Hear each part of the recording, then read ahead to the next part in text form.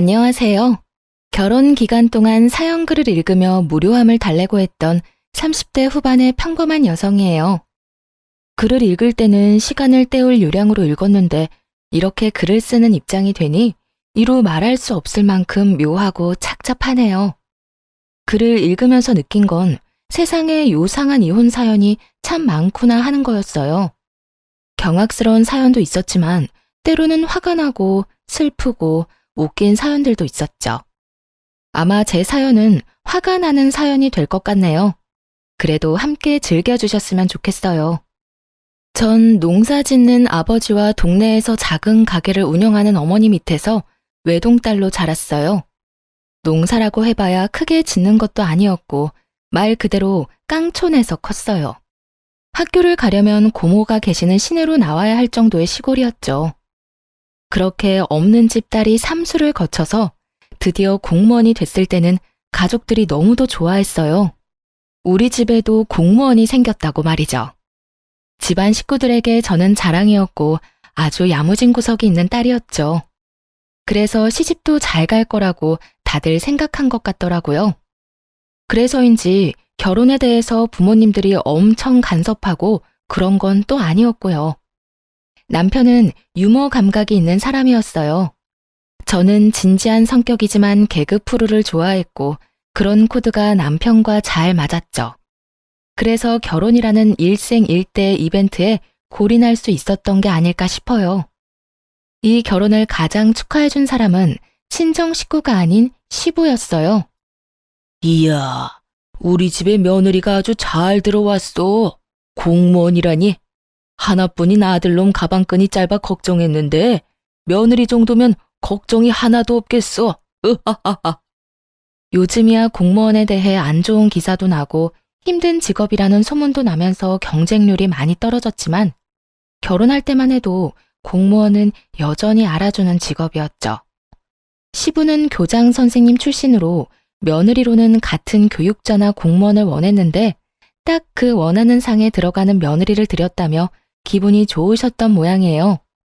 그렇게 시부의 축복하에 결혼을 하게 됐죠. 하지만 모두가 축하해준 건 아니었어요. 시모는 저를 매우 탐탁치 않게 생각했거든요. 이유는 간단했어요. 나는 너처럼 아무것도 없는 집안에서 큰 애들이 싫어. 그런 애들은 욕심은 많은 주제에 제대로 해내는 건 하나 없거든. 우리 아들이 너보다 학력은 좋지 않아도 우리 아들 정도면 어디서 빠지진 않는다. 그런데 왜 너 같은 애랑, 아휴, 대놓고 이렇게 말할 정도였으니 얼마나 싫어하는지는 눈에 뻔히 보일 정도였죠. 그래도 참을 수 있었던 이유는 시부가 있는 곳에서는 싫은 소리를 절대로 안 했기 때문이었어요. 그렇게 깐깐하고 날카로운 시모라도 시부가 있는 자리에서는 나서는 일이 없더군요. 며느리 사랑은 시부라는데 그 말처럼 저를 도닥여주시는 시부 덕분에 결혼 생활을 버틸 수 있었던 것 같아요. 남편은 참 재미있고 좋은 사람이었지만 한 가지 안 좋은 점이 있었어요. 평생을 부모님 돈으로 편하게 생활해서 그런지 경제관념이 아예 없다는 점이었죠. 결혼하고 1년 뒤쯤에 임신을 계획 중이었거든요. 빠르면 빠를수록 좋다고 생각했기 때문에 신혼부부를 대상으로 한 임신 전 검사며 이것저것 알아보는데 가장 중요한 게 뒤늦게 생각나더군요. 애를 낳으면 육아휴직을 쓸 텐데 그때 돈이 부족하면 어쩌나 하는 생각이요. 그래서 남편에게 넌지시 물었죠. 여보, 슬슬 돈 좀 아껴보는 게 어때? 그게 아니라면 좀 계획적으로 써보자. 지금 이 상태면 우리 임신하는 거 무리야. 육아휴직 급여가 생각보다 적어서 우리 생활비 충당이 안 되거든. 물론 남편이 줄였으면 가능한 일이었지만 그걸 굳이 말하지는 않았어요. 화를 돋우는 게 목적도 아닐 뿐더러 싸우고 싶지도 않았으니까요. 설득을 위해서는 조심스러울 필요가 있었죠. 그런데 남편은 진심으로 왜 그래야 하는지를 모르는 표정으로 되묻더군요. 육아휴직? 돈 없으면 엄마나 아빠한테 달라고 하면 되지 뭐가 걱정이야. 내가 다 알아서 받아줄게. 그 말을 듣는데 한숨부터 나왔어요. 시부가 돈이 꽤 많다는 건 알고 있었죠. 결혼할 때 그것 때문에 고민도 꽤 했었거든요. 시댁과 친정의 경제 수준이 차이가 나서 결혼이 안 될 수도 있겠다고 생각했는데 그래도 제 직장 덕분에 잘 성사될 수 있었던 거였고요. 남편은 평생을 시부와 시모에게 돈을 받아가며 생활해서 그런지 부모님에게 돈을 타서 쓰는 거에 별다른 생각이 없더군요. 하지만 저는 대학생 때부터도 앞가림은 스스로 해야 했고 필요한 돈은 알아서 버는 게 생활이 된 사람이었죠. 어른들에게는 돈을 받는 것보다는 주는 게 더 일상적인 사람이었고요. 솔직히 남편의 말대로 시부모 돈으로 살 수도 있었어요. 하지만 사람 일이라는 게 모르잖아요. 그 두 분에게 갑자기 무슨 일이 생겨서 가진 돈을 모두 잃게 될 수도 있고 아니면 하루아침에 그 돈이 휴지 조각이 될 수도 있을 텐데 미리 조심하고 노후 대책을 세우는 게 좋지 않겠어요? 그런데 남편은 그런 생각은 일절도 안 하더군요. 이 성격을 고치지 않으면 늙어서까지 고생하겠다 싶어서 이참에 이런 생각 자체를 고치길 바랬죠. 나 정말로 궁금한 게 있는데 당신은 그 월급을 다 어디에다 써? 나한테 생활비 주는 거 말고는 순식간에 다 써버리잖아. 그거 골프 치러 가거든 내 친구들하고. 내기 골프 치는데 내가 매번 지는 바람에 매번 돈이 몇십만 원씩 날아가지 뭐야? 그래도 요즘에는 승률이 오르고 있으니까 나중에는 나도 받아먹을 수 있을 거야. 행복한 상상을 하는 듯 온몸으로 골프 치는 행위를 흉내내는 남편 놈을 보며 속이 부글부글 끓었네요. 남편은 잘 치지도 못하는 골프를 치고 다니는 것도 모자라 내기를 하며 골프를 쳤더라고요. 그게 자기를 뜯어먹으려는 지인들 속셈인지도 모르고 말이죠. 그걸 알기에 매번 남편의 골프를 말렸지만 남편은 스트레스 해소 목적이라며 들은 척도 하지 않았죠. 흥청망청 써대는 돈이 한 달에 200만 원이 훌쩍 넘어갔어요. 생활비보다 골프에 쓰는 돈이 더 많았죠. 근데 당신 아무리 생각해도 월급 가지고는 그 골프 비용 감당 안 될 텐데? 돈이 어디서 나는 거야? 설마 나 몰래 비상금이라도 만들어? 비상금의 규모 정도가 아니었지만 그렇게 물을 수밖에 없었어요. 엄마한테 달라고 하면 주시는데 그래서 내가 그랬잖아. 걱정하지 말라고. 엄마는 내가 말만 하면 주신다니까. 그럼 나 육아휴직으로 100만 원 넘게 월급 못 받으면 당신이 어머님한테 받아줄 거야? 지금 어머님한테 매달 100만 원씩 받는 거 그거 나한테 준다고? 아니, 그건 그거고. 육아휴직으로 못 받는 돈은 따로지. 계산 좀 확실하게 해, 여보. 200만 원은 받아야 각이 나오지. 정신 나갔어? 어느 자식이 결혼하고 나서 매달 200만 원씩 부모님한테 용돈을 타줬어. 너 그 돈 아껴서 돈 모을 생각은 없어? 노후 대책 이런 거 없냐고. 그런 걸 왜 해? 아버지 돌아가시면 아버지 재산 다 내 건데. 그거 평생 써도 다 못 쓸걸? 평생은커녕 10년 안에 그 돈이 없어질 수 있다는 걸 모르는 건 아니지? 한심하게 남편 놈을 쳐다봤어요. 이런다고 해결될 문제가 아니더라고요. 임신을 미루고서라도 이 문제는 확고히 해야 한다고 생각할 정도였으니까요. 하지만 운명의 장난인지 꼭 이럴 때 임신이 되더군요. 막상 임신 사실을 알고 나니 아이를 위해서라도 어떻게든 해야겠다 싶었죠. 남편이 설득 안 되니 시모를 설득해야겠다 생각하고 남편 몰래 시모를 만나러 갔네요. 그래, 무슨 일로 만나자고 한 거니? 바쁘니까 용건만 간단히 해라. 네, 어머님이 남편한테 용돈으로 100만 원 정도 주시는 거요. 그거 혹시 남편 말고 저한테 맡기실 생각은 없으세요? 통장은 어머님이 가지고 계시면서 검사하시고 카드는 제가 받아서 관리를 할까 해서요. 어이가 없어서 너 지금 그 돈 욕심내는 거니? 이래서 내가 돈 없는 집안 애들은 싫다고 했는데 내가 도대체 너 뭘 믿고 그 돈을 맡겨? 네가 내 돈 아무렇게나 쓰는 거 보고 있으라고? 돈 욕심내는 게 아니고요. 만약 그게 싫으시면 아예 그 돈을 끊는 것도 괜찮은데 그렇게 해주실 수 있어요? 네가 뭔데 내 아들한테 주는 돈을 끊으라 말아야. 우리 집 며느리가 됐다고 우리 집 지갑까지 휘두르려고 하는 건 말도 안 되는 일이지. 아들이 필요하니까 돈을 달라고 하는 건데 내가 그걸 왜 안 줘? 이때다 싶어 시모에게 남편 통장 내역을 보여줬어요. 이게 뭐야? 이거 그의 통장 내역이에요. 여기 보이세요? 이 항목들 전부 내기 골프하다가 낸 비용이에요. 한 달에 거의 200만 원이 넘는 돈이 그 내기 골프에 나가요. 어머님이 주신 그 돈 포함해서요. 그제야 시모가 유심히 통장 내역을 살피더군요. 이상하지 않을 수 없죠. 딱 봐도 문제가 있는 상황이었으니까요. 생활비라고 저에게 보내준 100만 원을 제외하면 거의 다 레저와 유흥비로 쓰인 게 바로 눈에 보였거든요. 시모는 놀란 눈치였어요. 여태껏 아들에게 돈을 주기만 했지 돈이 어디에 어떻게 쓰이는지 몰랐던 모양이더라고요. 이게 내 아들 통장 내역이라고? 네, 저도 이 정도일 줄은 몰랐는데 확인해보니까 벌써 결혼 전부터 거액의 돈을 썼더라고요. 이게 해결되지 않으면 아버님한테 따로 연락드려야 할 것 같아서요. 근데 넌 도대체 뭘 해결하고 싶은 거니? 우리 아들이 돈 낭비가 심하다는 건 알겠지만 그렇다고 내가 돈을 안 주면 너희 집 생활도 부족한 거 아니야? 어차피 남편이 주는 생활비는 100만 원으로 고정되어 있고 저는 제가 내는 생활비 더해서 생활하면 돼요.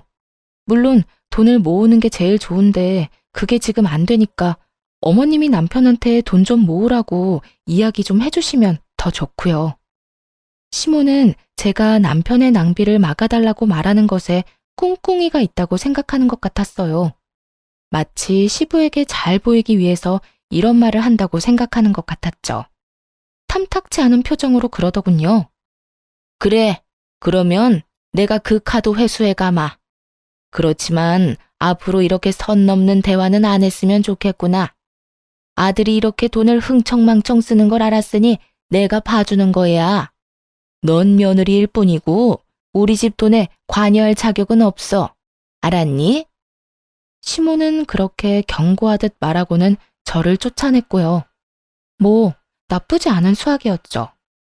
남편이 시모에게 받는 돈은 이제 사라질 것이고 그러면 낭비를 줄이려고 노력할 거라고 생각했으니까요. 일단 꼴 보기 싫은 내기 골프에 보내는 시간이 줄어들 거라는 것만으로도 다행스러운 일이었죠. 내기라는 게 결국 도박이잖아요. 그것만 안 해도 좋겠다 싶었거든요. 그렇게 시모가 돈을 줄이고 나서 예상대로 내기 골프 횟수는 줄어들었어요. 남편이 주말에 나가는 횟수를 확인해보면 바로 알 수 있었죠. 시모가 돈을 안 넣어주니 남편이 전화해서 한 소리를 하더군요. 엄마, 돈 없다는데 왜 돈을 안 넣어줘요? 나 필요한 데 있다고. 꼭 사야 할 물건이 있다니까. 남편 놈이 떼를 썼지만 시모가 받아주지 않은 모양이었어요. 그래서 주기 싫다는 거예요? 됐어요. 당분간 엄마 보러 안 갈 거니까 그렇게 알고 있으세요. 그리고 며칠이 지나지 않아 남편이 다짜고짜 따지고 들더군요. 야, 내가 정말 믿는 도끼에 발등 찍힐 줄 몰랐네. 설마 당신 우리 엄마더러 나한테 돈 주지 말라고 한 거야? 도대체 무슨 생각으로? 무슨 권리로 그딴 말을 해? 시모가 결국 저 때문에 돈을 안 준다고 말한 것 같더라고요. 태연하게 답했죠. 당신이 돈을 너무 많이 쓰니까 이야기했어. 그리고 어머님한테 돈을 주지 말라고 한 거 아니야. 내가 관리할 수 있게 해달라고 한 거지. 근데 그건 싫으시다네?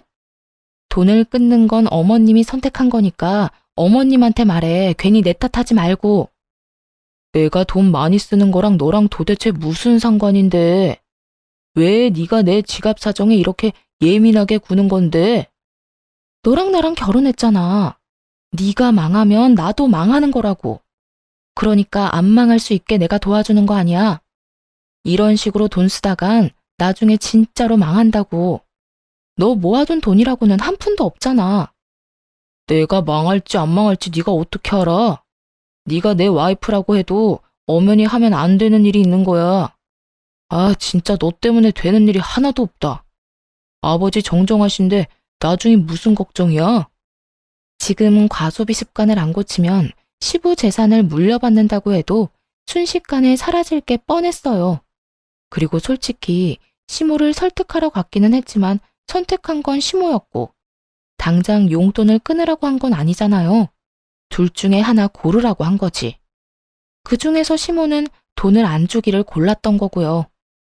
들어보니 저도 구구절절 옳다고 생각했는지 더 이상 그 일로 걸고 넘어지지는 않았어요. 하지만 갈수록 남편과의 사이는 점점 나빠지기 시작했죠. 그래도 처음에는 괜찮을 거라고 생각했어요. 시간이 지나면 남편도 이해해 줄 거라고 믿었거든요. 그리고 시모가 약속하기를 남편이 내기 골프를 하지 않으면 다시 돈을 주겠다고 하기도 했고요. 그 얘기를 굳이 남편에게 하지는 않았지만요. 그러면 그걸 빌미로 어떤 짓을 할지 모르니까요. 그렇게 임신 기간을 힘겹게 지내며 10달을 채우고 아이를 낳게 되었어요. 아이는 여자아이였죠. 시모는 여자아이를 낳자 오히려 좋아하는 표정이었어요.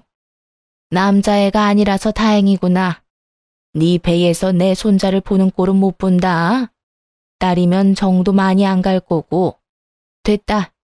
수고했다는 말 듣고 싶은 건 아니지? 옛날에는 딸 낳으면 미역국도 못 먹었어. 기분도 나빴고 서럽기도 했어요. 예쁘게만 보이는 아이인데 시모에게 저런 이야기를 들어야 하다니. 굳이 이렇게까지 할 말인가 싶다가도 시부의 말에 마음이 풀리곤 했어요. 시부는 자타가 공인하는 손녀딸 바보였거든요. 아이고, 이 조그만 손 좀 보거라.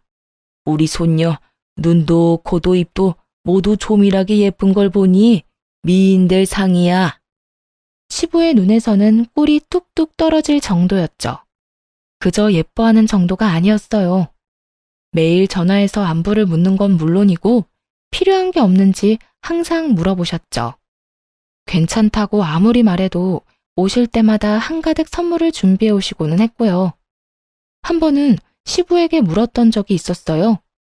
그렇게 손녀가 예쁘냐고 그랬더니 그러시더군요. 다르지? 시커먼 아들놈이랑은 전혀 느낌이 달라. 우리 집에 아들 하나 있는 거 그거 키울 때 내가 얼마나 고생을 많이 했는데. 어릴 때는 귀엽기나 했지 조금 크고 나니 머리 커졌다고 아버지 말은 듣지도 않고. 그럴 때마다 얼마나 속상했는지. 딸 있는 집 친구들이 얼마나 부러운지 몰랐다. 근데 네가 손녀딸을 안겨줬으니 너무 고맙고 행복하다 나는. 외아들을 키운 시부에게 손녀딸이란 존재는 감회가 새로운 모양이었어요. 시부는 그것도 모자랐는지 사진을 가지고 다니며 다른 사람들에게 자랑하기 바쁘셨죠. 그런 시부의 모습을 가장 못마땅하게 생각한 것은 바로 시모였어요.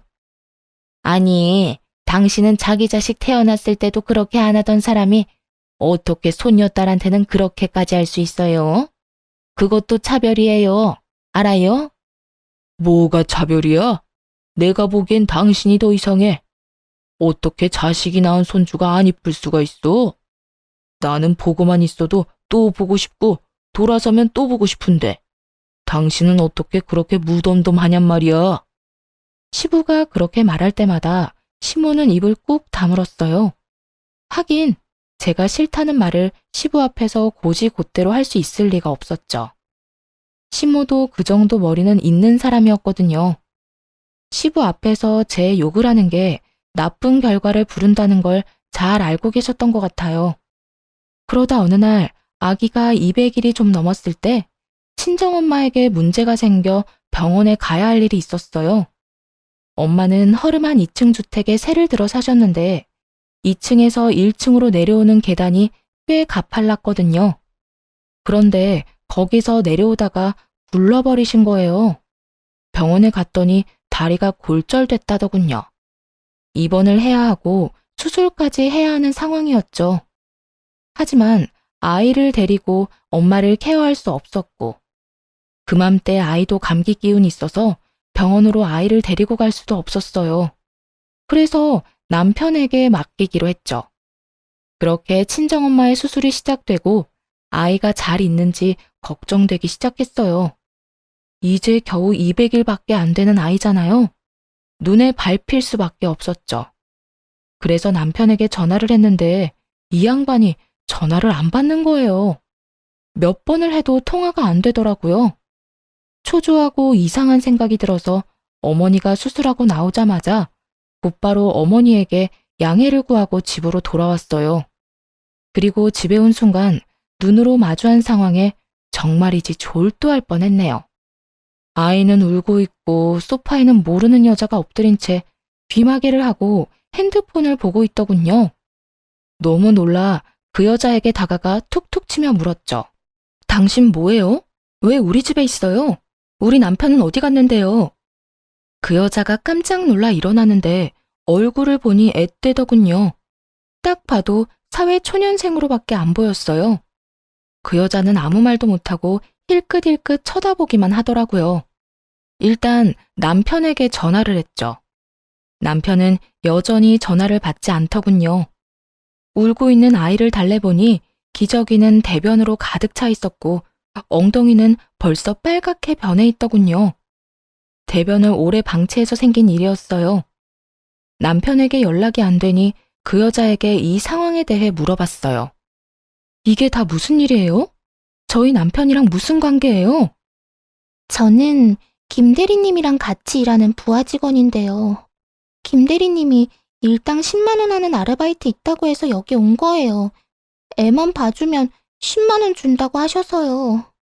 저희 남편 부하 직원이라고요? 그러면 저희 남편 어디 갔는진 아세요?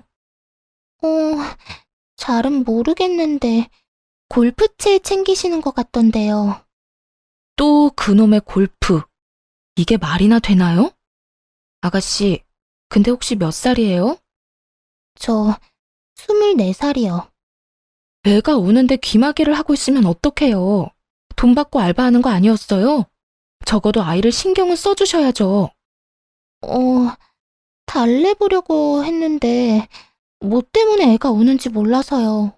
그냥 놔두면 그친다고 해서 그냥 놔뒀어요. 누가 그런 정신 나간 말을 해요? 김 대리님한테 전화했더니 그냥 놔두면 된다고 하시던데요. 화가 머리끝까지 났어요. 결혼도 안 한 아가씨한테 애를 보라고 한 것도 웃기지만 우리 애를 맡기면서 울 때 그냥 놔두라는 말을 한 것도 정말 어이가 없었죠. 일단은 그 여자아이를 돌려보냈어요. 돈은 남편한테 받으라고 했죠. 그리고 남편이 올 때까지 기다렸어요.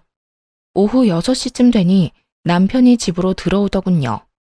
아마 제가 돌아올 예정이었던 오후 7시보다 살짝 일찍 들어온 것 같더라고요.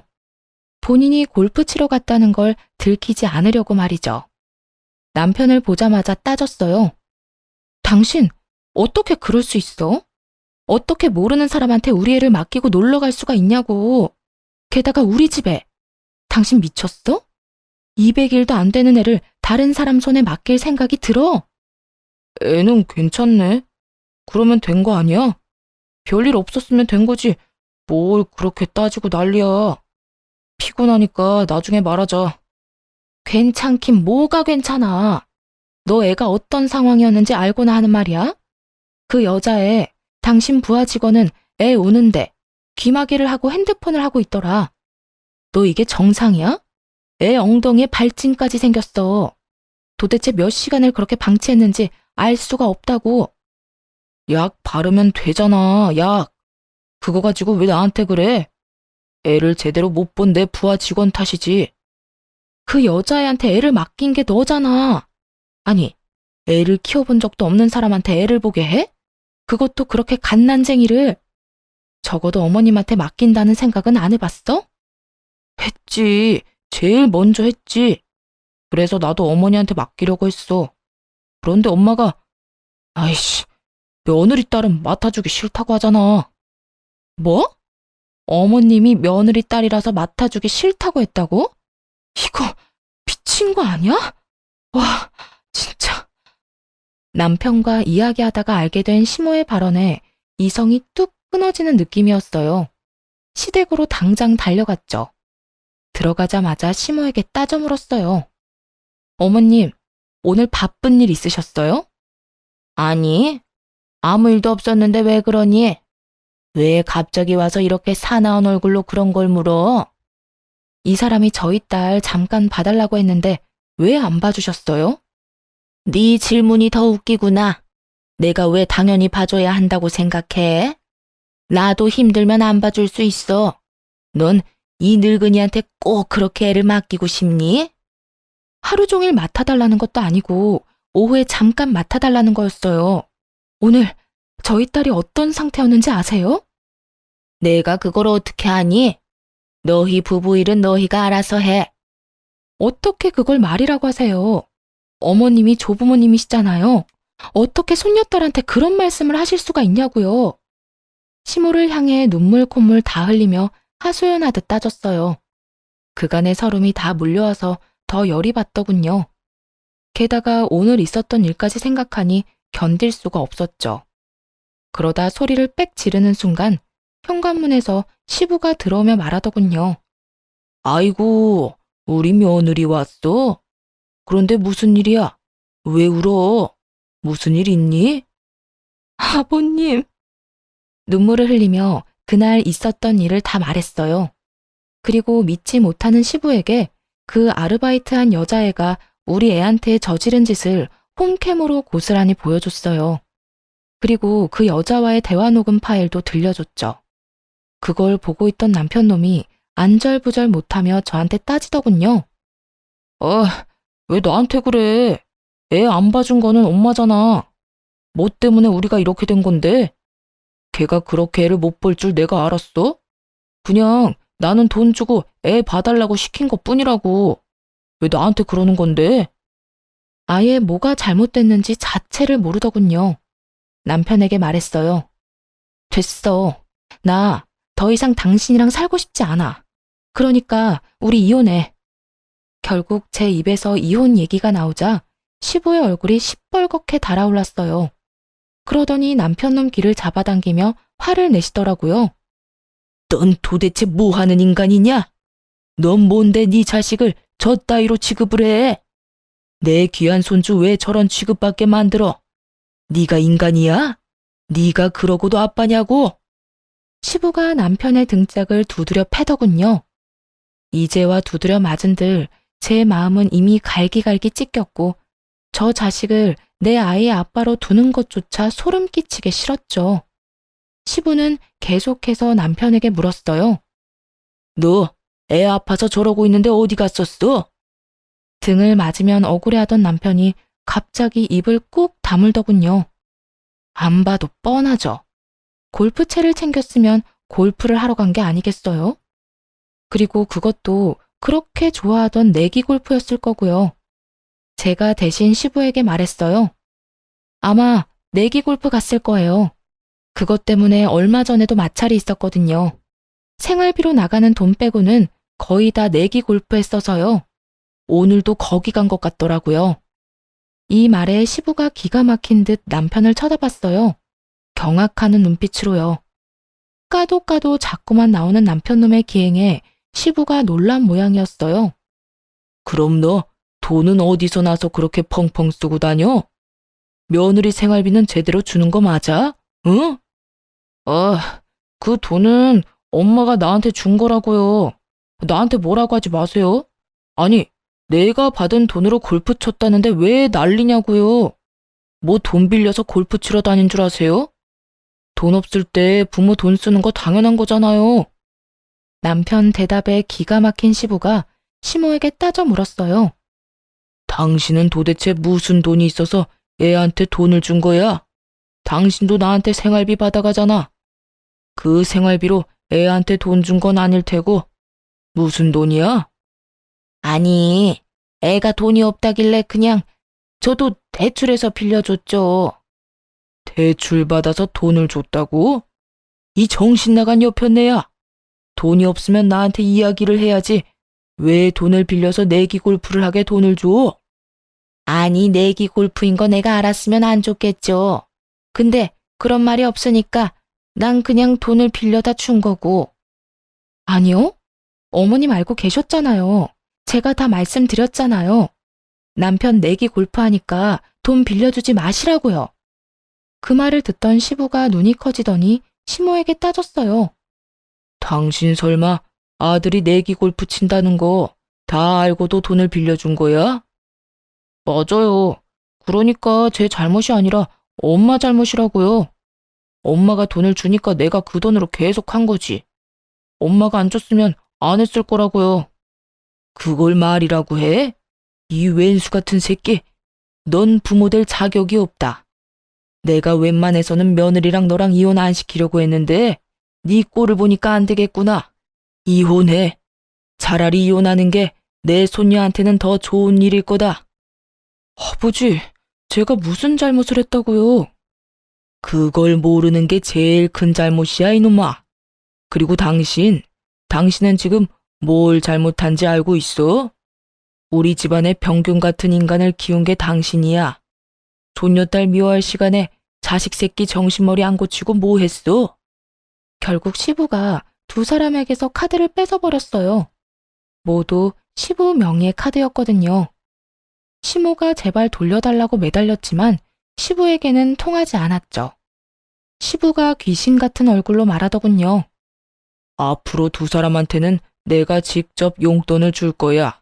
어디 가서 함부로 돈 빌렸다가는 그 즉시 집에서 호적 파버릴 테니까 알아서 해. 그렇게 상황이 끝났네요. 결국 남편과는 이혼했고 시부는 저를 회유하려 했지만 받아들일 여유가 없었어요. 남편 얼굴을 다시 보는 것조차 벅차고 힘든 일이었거든요. 간곡히 부탁하는 시부를 보며 저 역시 간곡히 말씀드렸어요. 아버님, 남편은 공동 양육자예요. 저한테 무슨 일 있으면 남편이 우리 아이를 책임져야 한다는 뜻이고요. 그런데 저렇게 책임감 없는 모습에 이미 질려버렸어요. 그리고 앞으로도 믿을 수 없을 것 같아요. 제 마음 알아주셨으면 좋겠어요. 손녀딸을 누구보다 아끼는 시부는 말의 뜻을 정확하게 알아들으셨어요. 결국 시부가 제 의견을 존중해 주셨고요. 그런데 이혼 소송할 때까지도 정작 남편 놈은 태평하더라고요. 앞으로의 일들은 시부가 알아서 해줄 거라고 생각하는 모양이었죠. 사실 저도 그렇게 생각했고요. 시부가 합의를 해줄 수 있겠느냐며 찾아왔었거든요. 아가, 네가 많이 상처받고 힘든 건 나도 잘 안다. 그렇지만 그 미친놈도 내 자식이고 여기엔 내가 알고 지내는 사람이 많아. 최대한 조용히 이혼해주길 원하는데 그렇게 해줄 수 있겠니? 그러면서 시부가 건넨 조건은 생각보다 컸어요. 귀찮게 재산 분할 같은 거 하지 말고 너희 살고 있는 신혼집은 내가 우리 손녀를 위해서 너한테 주도록 하마. 어차피 내 명의 집이었으니 합의하면 바로 너한테 넘겨주마. 시부의 말에 남편 놈이 발악을 하더군요. 아니, 거기 우리 집인데 왜 저 사람한테 줘요? 앞으로 나는 어디서 살라고? 내가 뭘 그렇게 잘못했는데요? 입 안 다물어? 야, 이렇게 된 게 다 네 탓이잖아. 넌 우리 집으로 다시 들어가야지. 그 정신머리 뜯어 고치려면. 시부의 그 말에 남편 얼굴이 하얗게 질리더군요. 제 버릇에 시부와 함께 사는 게 얼마나 힘든 일이겠어요. 생각해보니 결혼하고 나서 시부에 대해 남편이 하는 말을 돌이켜보면 좋은 말은 거의 없었어요. 전부 다 꼰대라거나 고지식하다거나 잔소리가 심하다는 말들이었죠. 그리고 그런 것들은 남편이 죄다 싫어하는 거였고요. 남편이 싫어하든 말든 이미 저는 이혼한 사람이고 제가 알 바 아니지만요. 위자료 겸 재산 분할로 시부 명의 아파트를 받게 됐으니 더 이상 그 인간들과 연관된 일도 없었죠. 이혼은 정말 평화롭게 마무리가 됐어요. 그렇게 몇 달쯤 지났을까요? 아이와 둘이서 잘 살고 있었는데 몇 달 뒤 전 시댁이 발칵 뒤집어지는 사건이 발생하게 됐어요. 친정엄마가 집에 오셨는데 살짝 흥분된 얼굴이시더라고요. 엄마, 무슨 일 있어? 야, 너 이혼 잘했어. 그 집 지금 난리 났다. 의아한 표정으로 친정엄마를 쳐다봤더니 엄마가 답답한 듯 말하더군요. 너 얼마 전에 네 시아버지 고혈압으로 쓰러진 거 알지? 그거야 알지. 전 남편도 참 불효자다 싶더라고. 도대체 아버지한테 어떻게 했으면 시아버지가 뒷목 잡고 넘어가? 근데 그게 다가 아니야. 너희 시아버지 병원 갔는데 거기서 진료받다잖아. 근데 간에 이상이 있었대. 간이 안 좋으셨구나. 아버님은 괜찮으시대? 아직까지는 팔팔하시더라. 근데 그게 문제가 아니야. 간 이식을 해야 하는데 네 전 남편이 자기가 하겠다고 나섰더라는 거야. 근데 검사 결과가 적합하지가 않았다네. 그런 일도 많잖아요. 자식이 부모에게, 부모가 자식에게 아무리 장기를 주고 싶어도 줄 수 없는 상황 말이죠. 그러니까 장기 이식을 사람들이 간절히 기다리는 거고요. 그걸 가지고 이렇게 호들갑 떠는 건 좀 아니라고 생각했는데 친정 엄마가 하는 그 뒷말이 더 놀라웠어요. 검사 결과만 안 맞는 게 아니고 너희 시아버지랑 너희 전 남편 부자지간이면 낳을 수 없는 혈액형이었더라고. 그게 무슨 말이야? 혈액형이 왜? 너희 시아버지가 O형인데 네 전 남편이 AB형이었더라. 알기로는 남편이 A형이었거든요. 너희 시아버지가 몰래 자기 아들이랑 친자 검사를 했나 보더라고. 근데 결과가 친자가 아닌 걸로 밝혀져서 너희 시어머니를 쥐잡듯 잡았대. 처음에는 애가 바뀐 걸 의심해서 친자 검사하라고 했는데 너희 시어머니가 절대 친자 검사 안 한다고 버텼다네. 진짜? 저야말로 충격이었어요. 시부가 제 아이를 그렇게나 좋아했으니 더했죠. 아마 이혼 전에 이 사실이 밝혀졌으면 살고 있는 이 집도 못 받고 길거리로 나앉았을 거예요. 그래. 근데 결국 너희 시어머니도 친자 검사했는데 둘은 모자 관계였다네. 결국 네 전 남편이 네 시어머니의 외도 증거가 된 거 아니니? 아버님 속이 말이 아니시겠네. 손녀딸을 그렇게 좋아하셨는데 아들이 자기 자식이 아니었다니. 근데 딱히 그렇지만도 않은가 보더라고. 남들 말로는 오히려 후련해 했다는데? 왜 후련해? 막 싸운 거 아니야? 친자식 아닌 거 알고 바로 네 시어머니와 이혼하고 아들 자기 자식 아니라고 소송했다더라고. 뭐라더라? 저런 후레자식이 내 자식이 아닌 게 당연하다고 했다던데? 그 이야기를 듣자 그제야 시부가 무슨 생각인지 알게 됐어요. 시부에게 사고만 치는 아들은 죽을 때까지 데리고 가야 할 애물단지나 마찬가지였는데 자기 자식이 아니니 차라리 떼어내는 편이 시부에게는 더 나은 선택이었던 거죠. 얼마 전 저희 이혼할 때도 아들놈 때문에 아파트를 며느리에게 줘야 했잖아요. 게다가 애물단지 아들 껴안고 살게 됐고 마누라는 마누라대로 지 자식 사고치는 거 막을 생각은 조금도 안 하고 오히려 나쁜 길로 인도하기까지 했으니 시부 입장에서는 둘 다 자기에게 전혀 도움 안 되는 인간들인 거죠. 핏줄이라는 이유로 평생 끌고 갈 짐이 사실은 내 짐이 아니었으니 버리기로 선택한 거고요. 근데 더 웃긴 거 이야기해 줄까?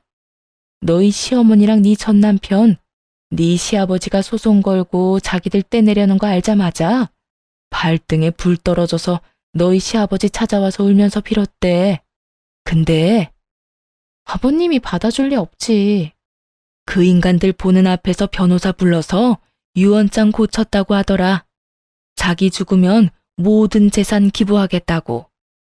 네 시어머니는 이혼할 때 받을 재산 분할 기대하고 있었던 모양인데 너희 시아버지가 그 재산들 다 형제들한테 증여해버렸다네. 결국 이혼한 시모 앞으로 남은 건 갚아야 할 위자료와 전 남편이 열심히 땡겨 쓴 대출뿐이었죠. 그 이야기를 들으니 시부에게는 참 안타까운 마음이 들었고 남편 놈과 시모에게는 고소한 기분이 들었어요. 시부 하나 믿고 빨대 꽂던 두 모자가 버림받은 걸 보니 제 속이 다 시원하기도 했고요. 그런데 그 이야기를 들은 지 열흘쯤 뒤에 전 남편과 시모가 연락을 해오더라고요. 무슨 일이야? 무슨 일이긴. 집에 없던데 혹시 무슨 일 있는 건 아니지? 아, 집. 이 인간들이 제가 살던 집에 찾아간 모양이더군요. 하긴 시부에게 쫓겨나고 자기 자식 아닌 것까지 소송당했는데 그 집에서 살게 해주지 않았을 테죠. 그렇게 쫓겨나고 지금까지는 자존심 때문에 연락도 안 하다가 이제와 급해졌는지 연락한 모양이었어요. 우리 집에는 왜 찾아온 거야? 그게 나랑 우리 엄마 지금 갈 곳이 없어서 그런데 거기서 좀 머무를 수 없을까 하고. 당신 월급을 내가 몰라? 400만 원 가까이 버는데 월세라도 얻어. 보증금 없이 월세 많이 내면 들어갈 수 있을 건데? 나도 그러려고 했지. 그런데 엄마가 진 빚 때문에 내가 이러지도 저러지도 못해. 그 빚만 없어도 어떻게든 할 수 있을 건데. 야, 그게 왜 내 빚이야? 그 돈 온전히 너한테 다 들어갔거든? 네가 그딴 내기 골프하느라 다 써놓고 나한테 책임을 떠넘겨? 너야말로 돈 좀 아껴 쓰고 뭐지 그랬어. 네 와이프가 돈 주지 말라고 했을 때 내가 그만뒀어야 했는데. 그럼 왜 줬어요? 내가 내기 골프한다고 와이프가 알려줬다며. 그거 알고도 준 건 엄마 탓이지. 그리고 엄마가 아빠 두고 바람만 안 피웠어도 우리가 쫓겨날 일은 없잖아. 그 이야기가 왜 갑자기 나와? 이렇게 쫓겨나게 된 건 네가 그 양반한테 밉보였기 때문이잖아. 애초에 며느리랑 싸우지만 않았어도 네 아버지가 고혈압으로 쓰러질 일 없었겠지. 그게 왜 내 잘못인데요? 엄마가 아무 남자나 막 만나고 돌아다니다가 이렇게 된 거 아니야. 난 아버지한테 내 장기까지 주려고 했다고요. 네가 애초에 돈이랑 애 문제로 네 아버지랑 싸우지만 않았어도 기른 정이라도 생각해서 받아줬겠지. 네가 행실을 잘 못하니 네 아버지도 너한테 오만정이 다 떨어진 거 아니야? 전화해놓고 핸드폰 너머로 둘이서 아주 귀에 피가 나게 싸우더군요. 그렇게 단 둘뿐인 핏줄이 서로를 탓하며 소리 지르는 걸 보니 웃기기도 하면서 짜증도 나더군요. 싸울 거면 전화 끊고 해. 잠깐만. 본론 아직 이야기 안 했어. 월세 얻을 돈도 없어서 당신한테 전화했지. 우리 딸이면 내 딸이기도 하잖아. 그래도 내 핏줄인데 이렇게 갈라지는 것도 아닌 것 같고. 우리 엄마도 이제 우리 딸 인정할 거고. 우리 딸은 당신 엄마 인정 필요 없어. 끼고 자빠졌네. 야, 네가 뭔데? 너희 엄마가 뭔데? 어디서 내 새끼를 인정하고 말고야?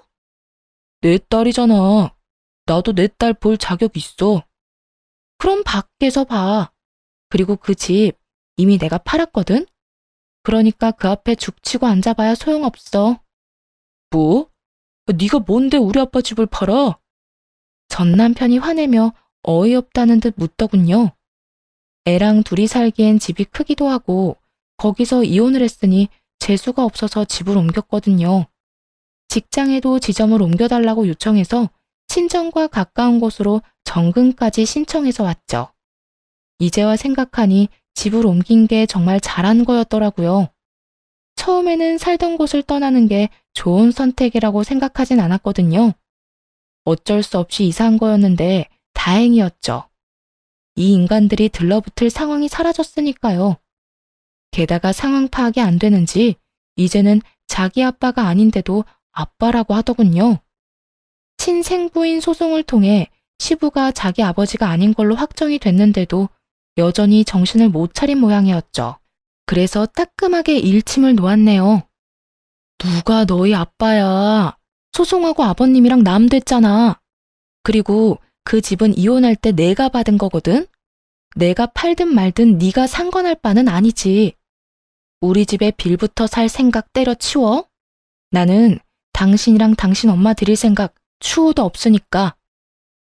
진짜 당신까지 이런 식이면. 뭐가 이런 식인데? 네 놈이 우리 딸만 잘 봤어도 당신 엄마가 당신 손녀만 봐줬어도 이럴 일 없었겠지. 내 탓하기 전에 네가 뭘 잘못했는지나 생각해봐. 그걸 모른다는 건 아직 네가 인간이 안 됐다는 뜻이니까. 그렇게 전 남편에게 톡 쏘아붙이고는 전화를 끊었어요. 그 뒤로도 계속 전화가 오는데 다 무시했고요. 받아서 좋은 소식은 전혀 아닐 테니 말이죠. 솔직히 전 남편이 시부 친자식이 아니라 하더라도 시부에게 깍듯이 대하거나 살갑게 대했다면, 아니, 적어도 다른 사람 눈살 찌푸린 일 없이 평범하게만 살았어도 시부가 남편을 버릴 일은 없었을지도 몰라요. 배신감은 느끼겠지만 기른 정도 무시 못한다고 하잖아요. 게다가 자식이 둘도 아니고 하나뿐이라면 그 연세에 아들을 내쫓는 일은 못했을 거예요. 그런데 시부가 그런 아들을 후련하게 내쫓았다는 건 그만큼 전 남편에게 실망한 게 크다는 증거겠죠. 따지고 보면 이렇게 된 건 누구 잘못도 아닌 남편놈 잘못이겠죠. 그렇다고 시모가 잘했다는 건 절대 아니지만요.